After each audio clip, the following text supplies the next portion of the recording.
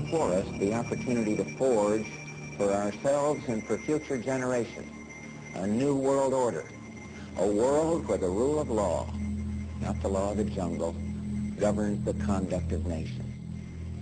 When we are successful, and we will be, we have a real chance at this new world order, an order in which a credible United Nations can use its peacekeeping role to fulfill the promise and vision of the UN's founding.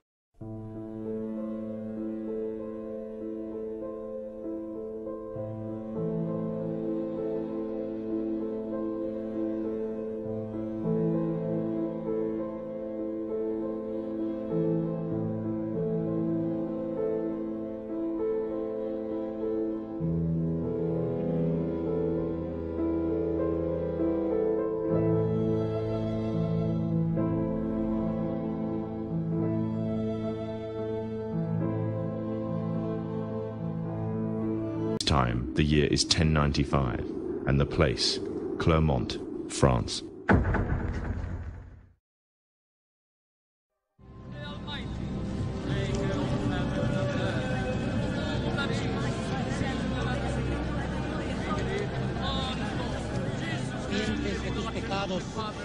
En el nombre del Padre, del Hijo y del Espíritu Santo. 11th century Europe was ruled by the Church, which held a firm grip on the hearts and minds of the people. This power enabled Pope Urban II to wage war on the Muslim Caliphate and crusade in what he called a War of the Cross to recapture the land of Jerusalem. It had been under Muslim rule since the year 637, but in 1099 this rule was brought to a bloody and sudden end. In the name of the cross, women were raped and murdered.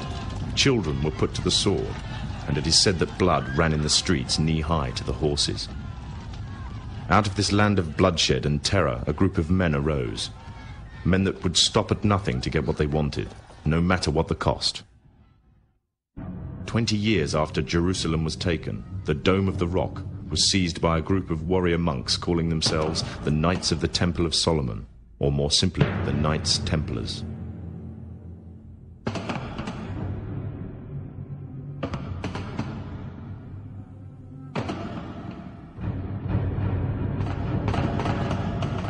In Jerusalem, the Templars began to deviate further and further away from the practices of Christianity.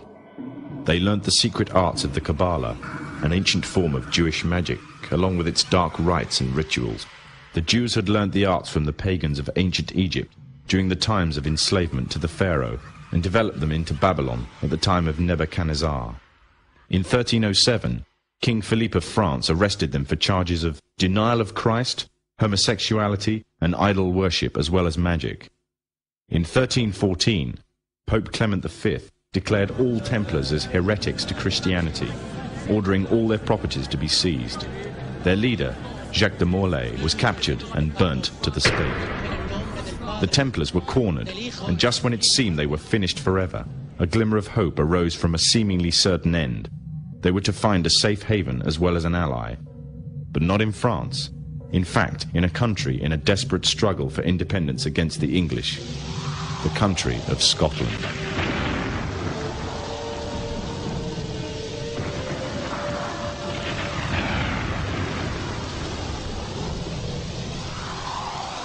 For some, Scotland's hope of independence had died with the death of William Wallace. However, to the King of Scotland, Robert the Bruce, the arrival of the Templars gave him a new secret weapon. Their experience, gained over 200 years of fighting the mighty armies of Islam, had made them expert in combat and warfare, and more than a match for any army brought before them. In 1314, the Templars, allied with Robert the Bruce and his army, took to the fields of Bannockburn in the long-awaited showdown with the English. Robert the Bruce's foresight paid off. The 25,000-strong English army suffered a humiliating defeat at the hands of only 6,500 men. The dream of an independent Scotland had finally been achieved. The Templars had brought themselves back from the brink of destruction, and never again would they allow themselves to be destroyed. This time they would control the country by controlling its kings, and in order to preserve their secret order, the Templars would have to die, or more precisely, the name would have to die.